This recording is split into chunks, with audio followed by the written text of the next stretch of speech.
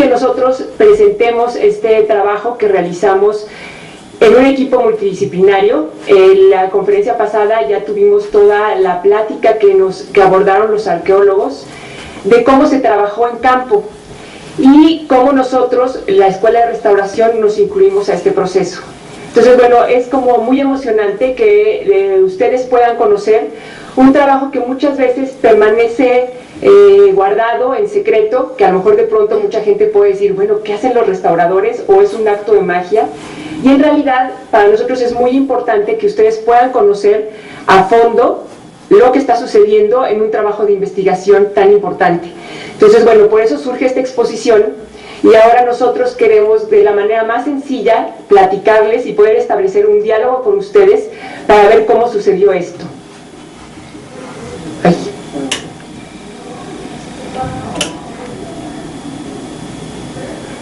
Bueno, como para darles la introducción de cómo sucedió, como les platicaron en la exposición pasada, empezaron a hacer la operación número 6 y encontraron una serie de sahumadores que en ese momento no sabían exactamente cuántos eran. Estaban en el suelo del centro histórico, y en ese momento nos contacta la restauradora maestra Alejandra Alonso y el doctor Leonardo López Luján para que comenzáramos a participar con ellos, con un grupo de alumnos. Para nosotros esto nos pareció muy rico, porque es raro que los restauradores podamos incluirnos a un proyecto tan completo en donde la restauración se toma como un material importante para poder encontrar mucha información. Entonces llegamos al lugar y lo que nosotros nos encontramos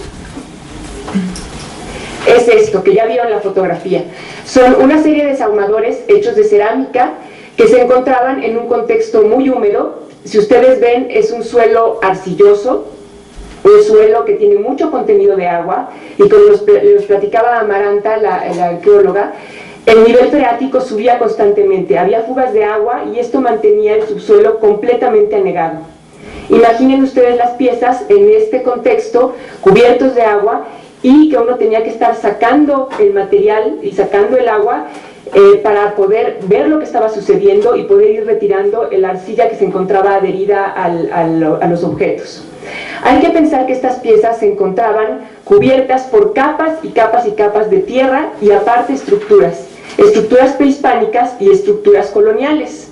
También todo el movimiento que sucede en el centro histórico, y esto comprimía los objetos. Estaban fracturados, sin embargo se encontraban en la posición exacta en las que fueron colocados. Y bueno, de esta manera es como nosotros nos incluimos al trabajo, en donde ya restauradores del proyecto Templo Mayor y arqueólogos estaban laborando. El trabajo era muy intenso, era estar en un hueco pequeño, como vimos en las fotografías, y estar boca abajo limpiando cada uno de los fragmentos. Y surgió una estrategia muy buena para ir levantando las piezas fragmento por fragmento, ir localizándolas y colocándolas en un material especial para que pudieran ser transportadas, estudiadas y conservadas. Entonces, bueno, aquí podemos ver cómo los fragmentos Amaranta los iba levantando, y nosotros los íbamos poniendo en una cama de un material que es suave, que amortigua los fragmentos, y los íbamos colocando exactamente en la misma posición. Entonces, de esta manera se pudo conservar toda la información que podían contener las piezas. Y miren, aquí está esta fotografía, es una copia de la fotografía, en donde se remarcaron cada uno de los fragmentos, y estos fragmentos se iban levantando. Miren, aquí podemos ver, y se iban numerando con unas cintitas adheridas con números, y las colocábamos en la fotografía. Entonces no había pierde. De esta manera ya teníamos el objeto completo. Ay, me pierdo en este... De aquí se sacaba de la exploración y se llevaba a una mesa al lado del sitio, en donde las restauradoras de Templo Mayor comenzaban a hacer las primeras métodos de intervención cuidadosa para poder conservar el material. En este caso es el detalle de uno de los sahumadores que les presentaba en la plática pasada. Era un sahumador que tenía fibras de pericón, que es un material orgánico, es un material muy delicado y que si no se trata con cuidado se pierde inmediatamente. Entonces, con mucho cuidado, con sustancias especiales, se fue limpiando y este sahumador se quedó aquí para su intervención. Por otro lado, todas las demás piezas se colocaron en cajas que estaban cerradas, pero al mismo tiempo permitían que el material se fuera secando poco a poco para que esta agua que absorbió durante todo el tiempo se perdiera sin que se dañaran las piezas, y de esta manera se transportaron al taller. Aquí es una cosa muy importante. Las piezas fueron intervenidas por alumnos del segundo semestre del seminario taller de restauración de cerámica. Aparte de ser un material que dio mucha información que sirve para otras disciplinas como la arqueología, la etnobotánica, la etnografía, sirvió como un material didáctico donde fue trabajado por estudiantes guiados por profesores y siguieron todos los procesos profesionales para poder tener un objeto arqueológico estudiado y que ahora ustedes pueden contemplar en la exposición que está acá arriba. Y toda la información que se obtuvo se dejó en informes y va a servir para futuras investigaciones. Y bueno, aquí también les presento una siguiente fotografía en donde pueden ver el seminario taller y cómo los estudiantes tenían su espacio, tenían los esquemas que ya se habían realizado en campo y cada uno de sus sahumadores. Se puede decir que fue un privilegio. Cada alumno tenía un sahumador y cada alumno pudo obtener toda la información que este material les dio. Y bueno, ahora los voy a dejar con Alejandra y con Marco, en donde les van a platicar detalladamente cómo fueron los procesos que se llevaron a cabo.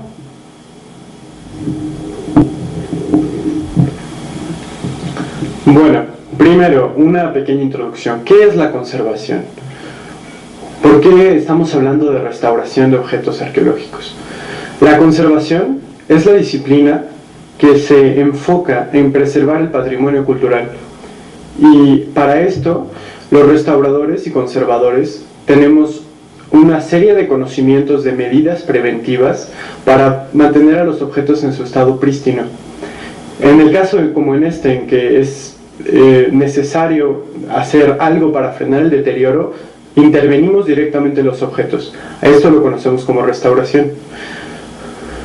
No podemos hablar de la restauración como simple reparación de objetos, porque un restaurador tiene que tener gran cautela, porque estamos hablando del patrimonio, el que estamos interviniendo, y la ayuda de análisis complementarios, con análisis al microscopio, etcétera, químicos, para poder tener una decisión acertada respecto a qué es lo que se necesita para conservar los objetos.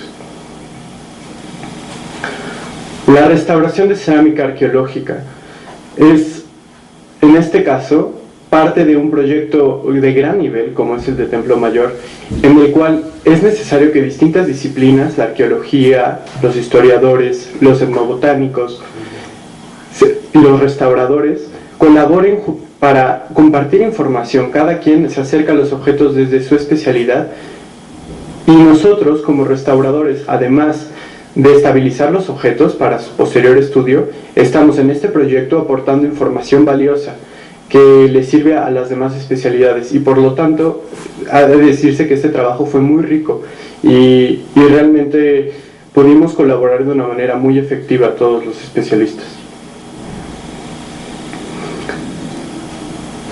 ¿Cuál fue el objetivo de la restauración de la ofrenda 130 de Templo Mayor? Pues en primer lugar, obviamente, estabilizar los ahumadores y devolverles su integridad para que pudieran transmitir un mensaje y pudieran ser estudiados, que pudieran ser expuestos también. Y además, como yo les he dicho, observarlos, registrar todas las características que nosotros, gracias a nuestro conocimiento de la técnica de factura y de los pequeños detalles que observan los restauradores, podemos aportar información acerca de su uso, su deterioro, y que puede ser útil en la investigación. Ese era otro de los objetivos fundamentales. ¿Cómo podemos, por qué son valiosos estos ahumadores? Nuestra valoración la hicimos desde dos perspectivas. En primer lugar, el histórico, el el marco histórico en el que se insertan estos objetos, cómo eran objetos ceremoniales, de los pocos ejemplos que se encuentran tan íntegros y en su posición ritual muy marcada y con mucha información detrás que es muy valiosa. Además de su técnica de factura, gracias al estudio de estos ahumadores y por comparación con otros descubrimientos anteriores, se ha podido identificar una tipología, una forma de construir ahumadores que era común a todo el área de la Cuenca de México, como se verá en la presentación del próximo fin de semana. Y bueno, este valor de la técnica de factura y de la parte histórica que se conserva materialmente en los ahumadores, es muy importante que nosotros los restauradores la podamos detectar. Nosotros convivimos cotidianamente con la pieza mucho tiempo, íntimamente, podemos descubrir como pequeños detalles sutiles que muchas veces pasan desapercibidos y que al final de cuentas otorgan mucho valor y conservan la información de una manera muy rica para todos los especialistas. Por ejemplo, aquí tenemos restos que estaban extremadamente frágiles de pigmento azul maya, que quedaban en pequeños recovecos y que gracias a una detallada observación de todas las piezas y de todos los fragmentos se pudo identificar y se pudo limpiar con extremo cuidado y conservar para su posterior estudio, algo que probablemente si no hubiéramos participado podrían haberse perdido con el paso del tiempo.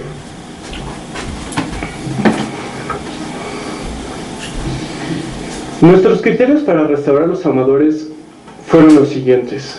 Se basaron en la teoría de la restauración, en todo el corpus teórico que se ha escrito a lo largo del tiempo, y comprende básicamente el criterio de respeto al original. Nosotros no estamos agregando nada, que no existe la información de que así fue, de que así estuvo. De denotar las intervenciones, nosotros siempre queremos dejar para el observador cuidadoso qué es parte del objeto original y qué no, para evitar cualquier falso histórico.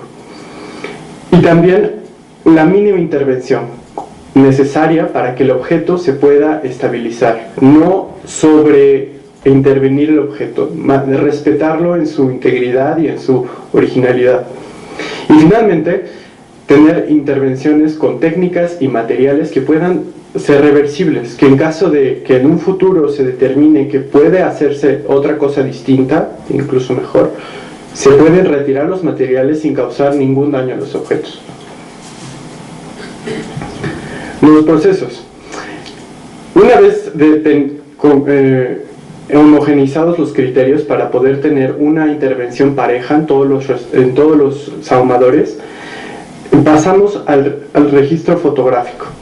El registro fotográfico fue esencial porque nos permite denotar cómo estaba antes el objeto antes de ser intervenido y cómo fue avanzando parcialmente en cada paso de la intervención. Y posteriormente procedimos a la observación cuidadosa del material. La herramienta de observación es la más valiosa que tenemos los restauradores. Nosotros tenemos que observar cada tepalcate por todos sus ángulos, en todas las facetas, con distintos análisis, tanto con nuestra vista, nuestros ojos comunes, como con el microscopio. Hicimos análisis para identificación de sales, con reacciones químicas, hicimos análisis petrográfico de activación neutrónica, que este proyecto nos permitió para poder comprender cuál sería la intervención más apropiada y para rescatar la mayor información que podamos. Posteriormente pasamos a la fumigación de los ahumadores, lo que sucedió fue que a pesar de las excelentes medidas de conservación tomadas en Templo Mayor, algunos ahumadores presentaron proliferación de hongos por la humedad, hongos oportunistas. Entonces, cuidadosamente fumigamos la zona infectada con productos que no dañaban las piezas, que no son altamente tóxicos, y pasamos siguientemente a la limpieza. La limpieza de los ahumadores es un proceso que tiene que ser muy cuidadoso porque es irreversible. Una vez que quitas el material, si no estás seguro de que estás quitando, la información que se perdió ya no la puedes recuperar. Por lo tanto, el proceso de observación fue muy importante y pudimos detectar distintos materiales que se discutió en grupo y finalmente llegamos a la decisión de retirar únicamente sales, tierra, restos de adhesivo de la identificación de cada tepalcate y los restos de los hongos. Y se conservó, por otro lado, unas manchas que determinamos después de nuestra observación que eran los restos de copal que se habían conservado después de siglos de enterramiento y que denotan el uso ritual de la pieza. Esto ya está formando parte intrínseca de la colección. Sin él pierde gran parte de su evidencia histórica. Además de manchas de cocción que nos denotan en qué tipo de hornos fueron hechas las piezas, etc. Hubo dos tipos de limpieza. Una fue la limpieza, digamos, en seco, que se utilizaron brochas y brochuelos suaves y especiales, bisturí con mucho cuidado para eliminar las zonas duras, y que esto elimina todos los elementos ajenos que se encuentran en la superficie de los tepalcates.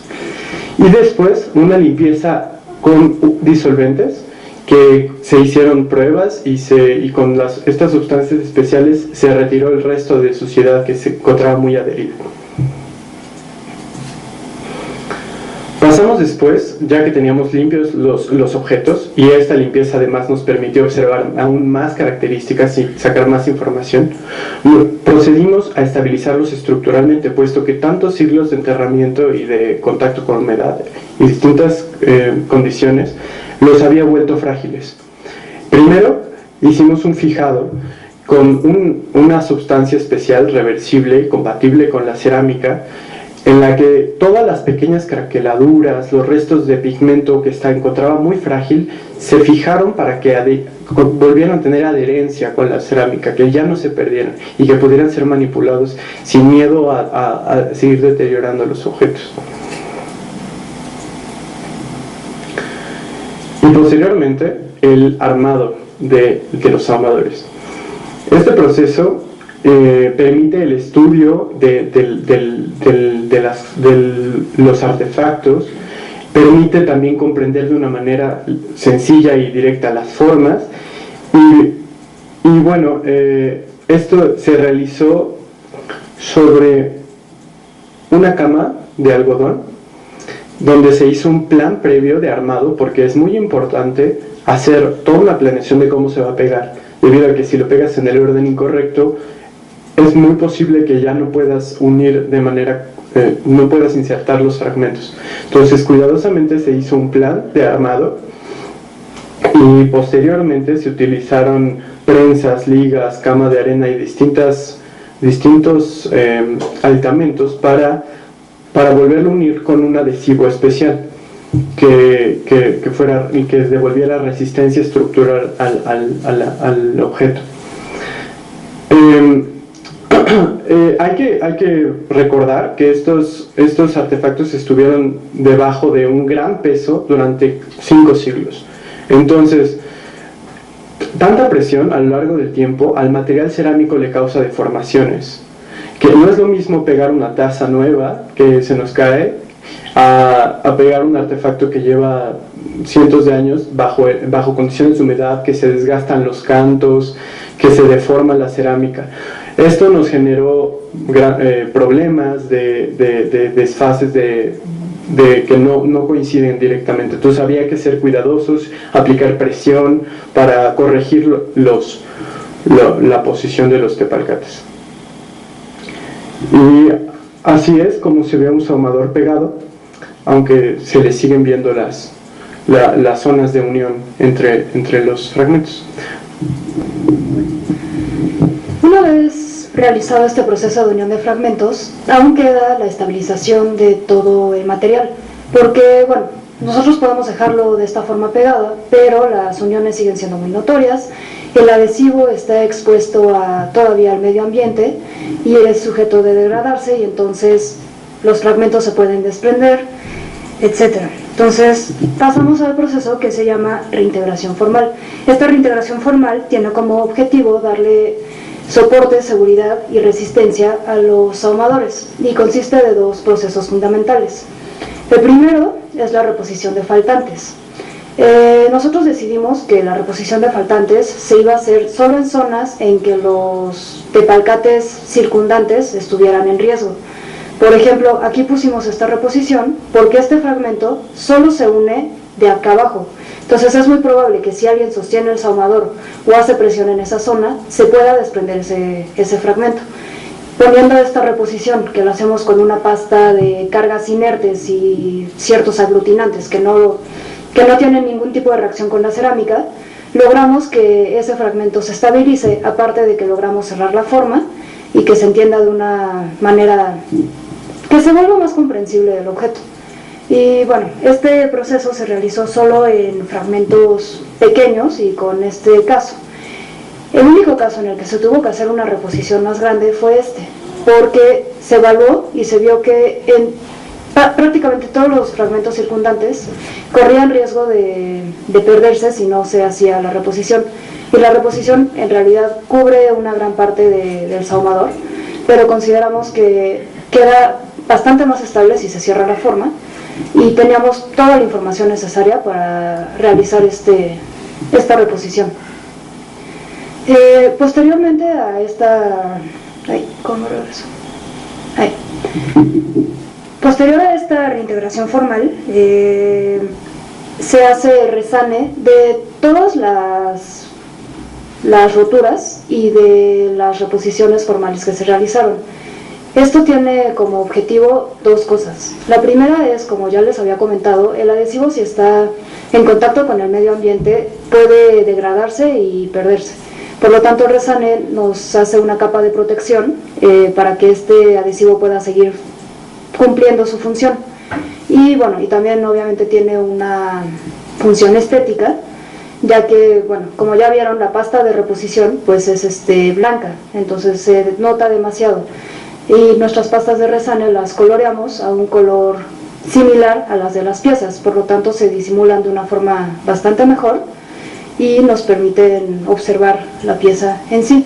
Estos resanes, bueno, como acá vemos en el esquema, en caso de unión de fragmentos tenemos el adhesivo que se protege por la pasta de resane y en caso de reposición de faltante tenemos la pasta que se protege por el resane. Y algo que es muy importante es que procuramos siempre que queden al mismo nivel que la cerámica para tener una superficie homogénea y limpia. Y bueno, después de hacer esta reintegración formal en donde los ahumadores ya quedan estables estructuralmente, procedemos a una reintegración cromática, porque sí coloreamos las pastas a un color que se pueda disimular con la cerámica, pero muchas veces la textura o las piezas van cambiando de color en distintas zonas y los resanes pueden seguir siendo muy notorios. Entonces, con esta reintegración cromática logramos que se disimule de cierta forma el resane, aunque sigue siendo notorio si uno lo observa cuidadosamente. Entonces podemos lograr objetivos como resultados como en donde tenemos acá la pasta blanca antes de ser resanado y acá en donde ya no podemos ver ni las reposiciones de faltantes ni las roturas o los resanes. Lo que nosotros consideramos más importante de este proceso es que, bueno, aparte de que nos permite disimular un poco nuestras intervenciones sin esconderlas del todo, estas intervenciones pasan a un segundo plano. Lo que nosotros estamos observando realmente en la segunda fotografía es la pieza. Lo que nos interesa es la pieza y no nos distrae la atención las intervenciones que nosotros pudimos haber hecho. Y bueno, consideramos que se planeó un embalaje para estos objetos para que pudieran ser transportados y resguardados de forma eficiente, segura y rápida. Para esto se eligieron materiales bastante ligeros, pero muy resistentes. Entonces podemos ver cómo estos son láminas de espuma, de una espuma dura, que se escarbaron a la forma precisa del sahumador para darle soporte en todos sus puntos. Y bueno, la lámina de espuma se recubrió con otro material que es completamente inerte, completamente estable y que puede estar en contacto con los sahumadores sin causarles ningún tipo de daño. Y bueno, entonces se puso la lámina de espuma, el sahumador sobre y otra lámina sobre el sahumador para darle protección. Y todo este conjunto se metió en unas cajas de polipropileno que, aparte de ser muy ligeras, son bastante duras. Entonces uno puede cargarlas fácilmente y en caso de sufrir algún accidente, una caída, un golpe, etcétera, le da mucha protección al sahumador. Y así es como quedaron las piezas finalmente, en su caja de polipropileno con la espuma dura que los protege. También, bueno, este embalaje lo pueden ver en la exposición. Y bueno, nosotros consideramos que la restauración no termina, o bueno, no se compone únicamente de la intervención directa sobre las piezas. Es muy importante hacer un registro minucioso justo de todas estas observaciones que estamos haciendo y generar información a partir de esto que pueda servir a otros investigadores para hacer nuevas líneas de investigación, o a nosotros mismos para poder generar más proyectos. Entonces, como parte de esto se realiza un informe y esta información la vimos, para nosotros fue muy fácil reflejarla de manera gráfica.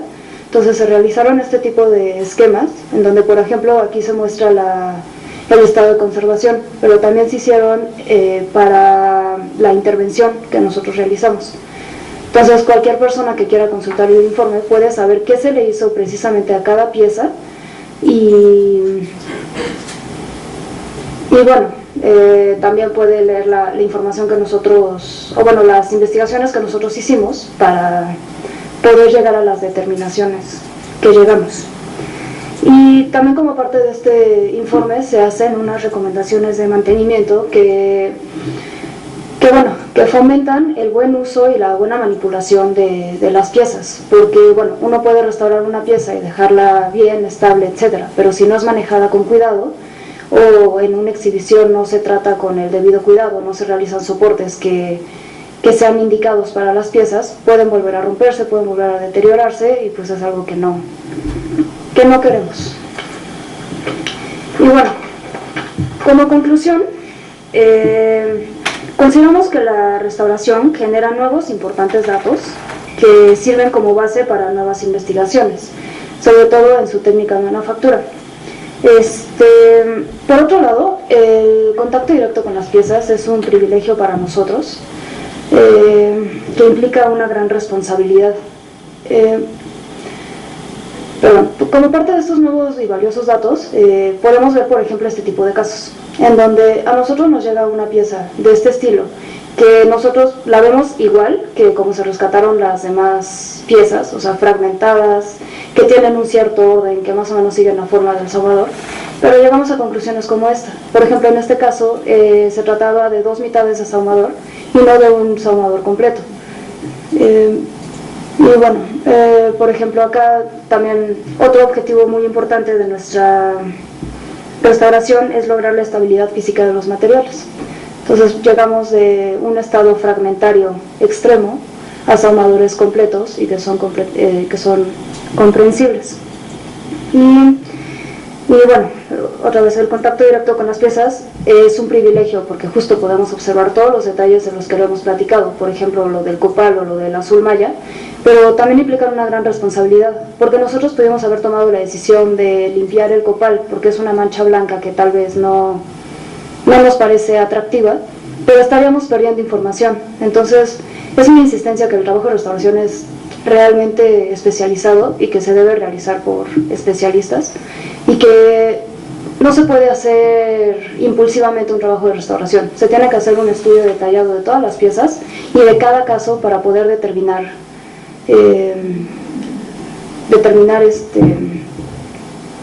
qué se le va a hacer en cada caso.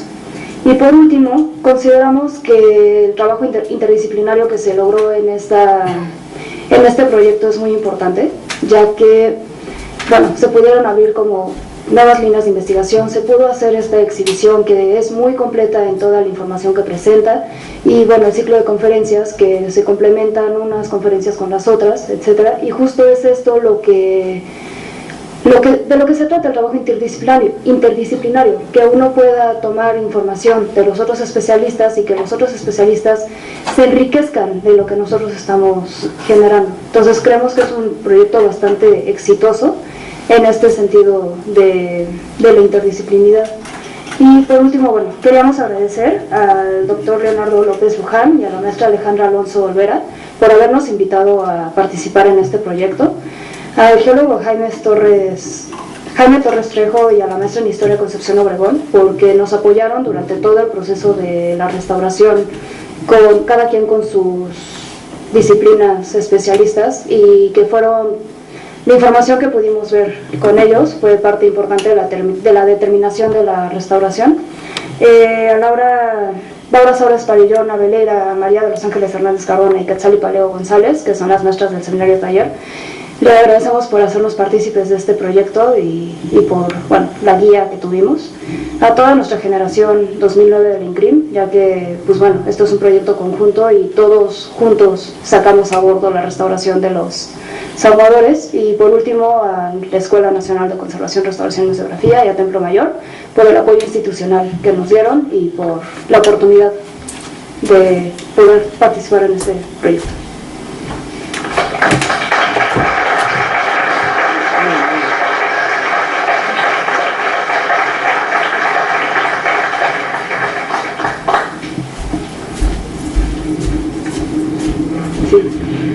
Bueno, como ven, esta charla, en este caso estamos nosotros tres aquí, pero bueno, fue formada por toda la generación y especialmente por 5 personas, bueno, Alejandra, Marco, Ayawit y Desiree. Ellas están abajo y también nos gustaría que en este momento que van a hacer las preguntas, ellas también puedan participar. Ellas hicieron parte de la investigación, nada más estuvimos nosotros aquí para hacerlo como más dinámico. Pero sí nos interesa muchísimo sus comentarios y bueno, las preguntas que se puedan generar después de haber visto esta exposición, nuestra conferencia y la exposición allá arriba.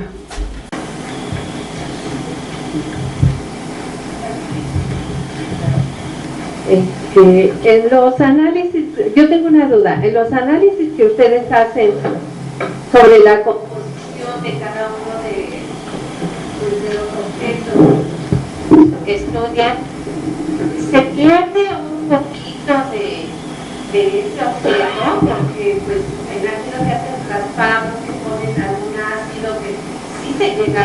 Bueno, es interesante, hay diferentes técnicas analíticas. En este caso no las abordamos, la próxima plática vamos a abordar la parte de petrografía y un poquito de activación neutrónica, pero efectivamente hay análisis que son, químicamente se consideran destructivos, porque la muestra se destruye.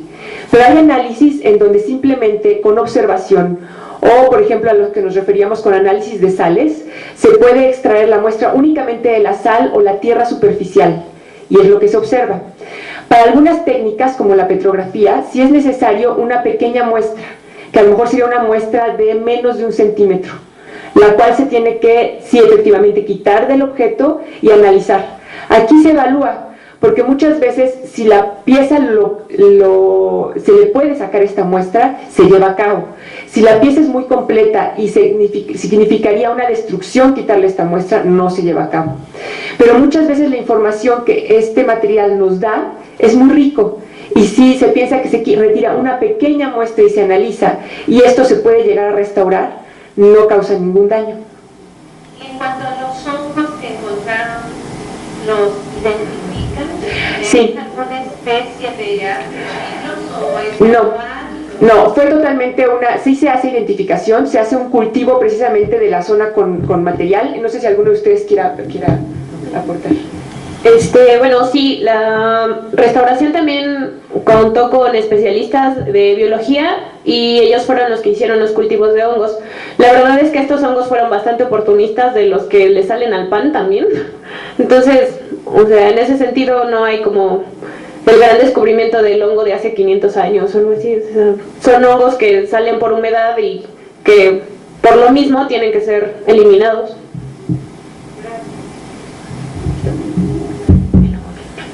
Hola, buenos días. Mira, yo tengo una pregunta, no sé si ustedes lo hagan o no lo hagan los arqueólogos. Uno es el análisis de la arcilla con la que se hizo, de dónde venía, fechamientos, porque con tanta limpieza pues también se pierde mucho para lo de los fechamientos, si saben eso o si estudian eso, y con qué lo pintaban y la horneada, porque como estos son objetos que van a estar continuamente, entonces no es lo mismo que echarle una pinturita a un plato para comer. Y un comentario nada más, porque hablaron al principio de las teorías de la restauración, de que ustedes se manejan con el respeto a la pieza. Me parece muy bien. Entonces tenemos dos teorías, si es que lo recuerdan, la de Viollet-le-Duc y la de Ruskin. Entonces en el momento en el que tapan muy bonito ahí todas las craqueladuras, yo siento en lo personal que sí se pierde, claro que se ve bien, pero es muy importante dejar la marca. Entonces, dentro de la cromaticidad que le meten, pues sí hay que cuidar que sí se note, porque entonces estamos quitando toda la pátina, todo de todo. Bueno, justo este respeto al original lo denotamos con la conservación tanto del copal como de las manchas. Y bueno, algo que tal vez me faltó decir es que los ahumadores, obviamente al estar enterrados, pierden cierto material, tienen desportilladuras en decoración, tienen desportilladuras en algunos bordes. Estas desportilladuras, estas manchas, etcétera, creemos que son lo que denota la originalidad del objeto. Son cosas que se dieron durante su uso, son cosas que por la manipulación, etcétera, están ahí. La rotura se dio por el contexto de enterramiento. Entonces, y es muy distrayente tener un objeto en donde uno puede notar todas las roturas. Entonces, el resane y la reintegración cromática sí esconden de cierta forma estas roturas, pero si uno lo ve detalladamente, lo puede notar. Y esto es justo lo que nosotros intentamos hacer, que sí se note, pero que no distraiga la atención del objeto en sí. Y, insisto, nuestra forma de denotar que es un objeto arqueológico, que es un objeto ritual y que tiene una historia, es conservando este tipo de manchas que son valiosísimas en información, y todas estas marcas, por ejemplo, de esportilladuras que estoy comentando, que no fueron repuestas. O sea, tampoco son íntegros los objetos que estamos entregando. Eso fue un comentario, pero La pregunta, perdón. Sí, en cuanto a los análisis que se llevaron a cabo, sí, se hicieron bueno, antes de llevar a cabo la intervención es cuando se toman las pequeñas muestras y cuando se decide qué análisis se van a llevar a cabo. Hay análisis que efectivamente, si uno hace intervención, puede llegar a perjudicar los resultados si, por ejemplo, se aplica un consolidante o se aplica un material, pero obviamente todas estas muestras y toda esta información se extrae desde el momento en el que tenemos los ahumadores directamente salidos de la excavación. Entonces estos datos sí se pueden obtener. Ahora, los análisis que se llevaron a cabo fueron análisis petrográficos. Aquí es muy importante porque los ahumadores eran de diferentes características arcillosas. Había ahumadores que físicamente se apreciaban que habían sido hechos de una arcilla distinta. Entonces, bueno, viendo los tipos que se tenían en la ofrenda, se extrajeron las muestras. No se muestraron todos los ahumadores, solo cada tipo distinto. Y con un geólogo especialista se llevó a cabo la petrografía.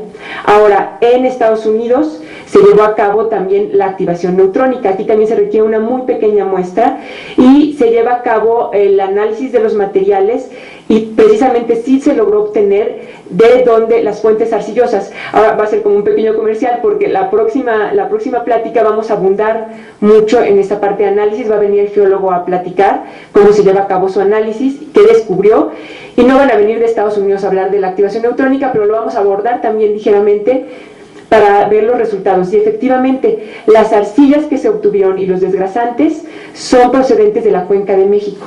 Esto es muy interesante y lo vamos a explicar la próxima ponencia. Y lo mismo sucede con los pigmentos. Con los análisis que se llevaron a cabo, bueno, vimos los pigmentos, se pudo también, aquí utilizamos una técnica que a lo mejor muy rápida, que es una técnica no destructiva aquí precisamente, que se hace aplicando un rayo de fluorescencia de rayos X, es como una pistola galáctica, porque uno lo apunta sobre el objeto sin necesidad de destrucción, sale el haz de rayos, toca la zona que queremos analizar y en la computadora se despliega una gráfica que, bueno, un especialista la tiene que leer junto con nosotros, una gráfica de picos, que ya también la presentaremos la próxima conferencia, y nos va a indicar qué contenidos hay en los materiales.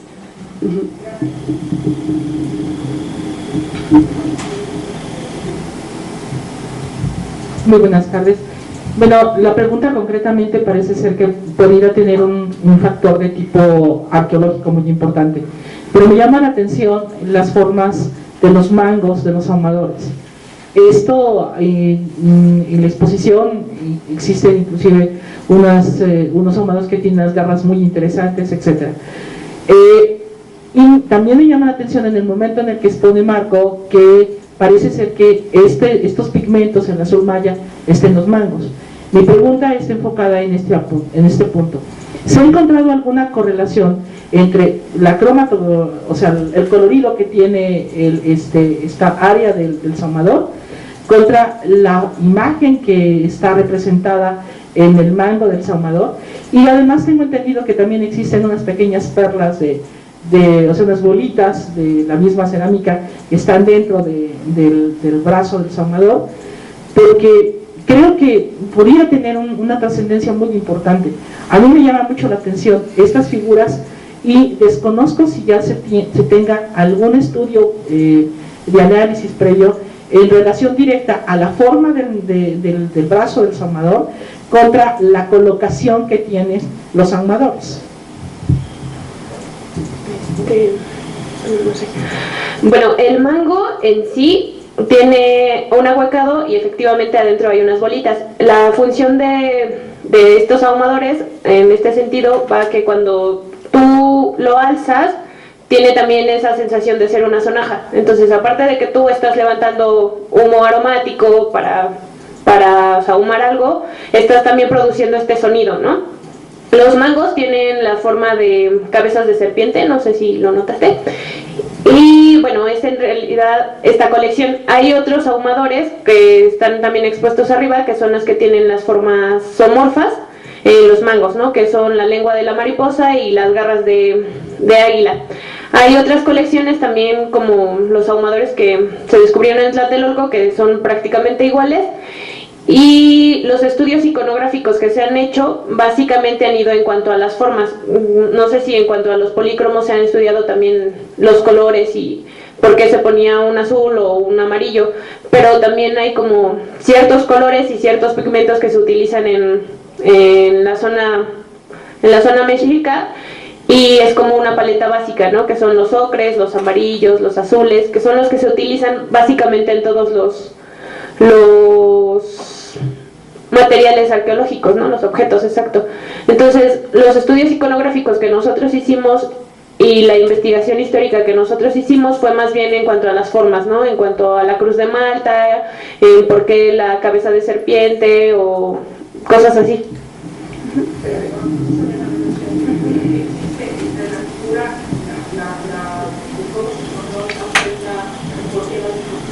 Sí, bueno, para abundar un poquito más en la pregunta, y bueno, tocando un poco el punto que se abordó en la plática anterior, sí hay ya un estudio iconográfico y ya hay un estudio en cuanto al colorido. Hay una relación estrecha entre el color azul y la serpiente, el fuego y el agua, que es una relación estrecha entre el colorido. No podríamos abundar mucho en eso porque no somos especialistas en arqueología, pero sí hay investigación en torno a esto. Ahora, también en la disposición es un poco azaroso, no se sabe exactamente cómo fue. Se sabe también, como se vio en la exposición pasada, que se hizo un ritual, a lo mejor un ritual en donde hubo un cambio en la construcción, se cambió la etapa constructiva, se hace la ceremonia y el sacerdote que estaba sahumando, colocado frente a los templos, deposita los ahumadores y en esa posición quedan. Pero no se sabe exactamente por qué hay unos ahumadores que están, por ejemplo, como vieron en la segunda diapositiva, hay unos sahumadores que están orientados hacia una posición y únicamente uno en ese grupo hacia el otro lado, pero en realidad no se sabe qué lo que sucedió ahí. También hay un grupo de sahumadores todos orientados hacia los templos, hacia el templo mayor, y arriba están fragmentos de otros, que son los que nos platicó Alejandra, que pensábamos que era un sahumador completo porque estaban juntos. Sin embargo, en el momento de restaurarlos descubrimos que eran exactamente dos mitades de dos sahumadores distintos, pero hasta ahí no sabemos qué fue lo que sucedió. ¿Alguna pregunta más?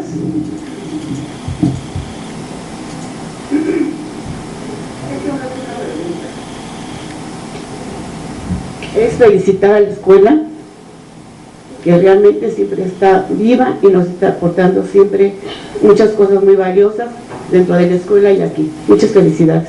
Gracias.